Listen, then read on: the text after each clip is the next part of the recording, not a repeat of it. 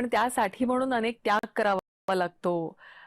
कुटुंबाला वेळ देता येत नाही किंवा बराचसा काळ हा आंदोलनं, चळवळी, रणनीती या सगळ्यांमध्ये आणि वेळप्रसंगी केसेस, कोर्ट केसेस, कोर्टाच्या पायऱ्या, हे देखील अगदी मला असं वाटतं फार तरुण वयामध्ये तुम्हाला सगळं आणि फेस सर्वात करावं महत्वाचं लागलं. म्हणजे संयम आणि पेशन्स. मला आत्ताच आमदार व्हायचंय, मला आत्ताच खासदार व्हायचंय, मला आत्ताच नगरसेवक व्हायचंय. मला असं वाटतं एखाद्या पक्षाची जी वाढ होत असते किंवा चढ उतार होत असतात, त्या सगळ्यामध्ये तुम्ही किती संयम ठेवताय, कशा पद्धतीने संयम ठेवताय, काय विचार करून संयम ठेवताय, मला असं वाटतं या सगळ्या गोष्टी त्याच्यात काउंट होतात. आणि राजकारणामध्ये प्रत्येकाला प्रत्येक गोष्ट मिळतेच असं नाही.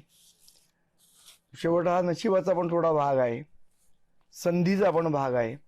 त्यामुळे प्रत्येकाला प्रत्येक गोष्ट, मला ही गोष्ट मिळालीच पाहिजे असं काही माझा अट्टास नाही, माझा ध्यास नाही.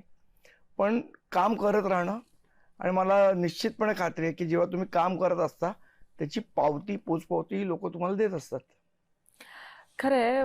आज मी काही आमदार नाही, नगरसेवक नाही, पण त्यांच्यापेक्षा कमी रुबाब पण नाही. हे मात्र मान्य करावंच लागेल.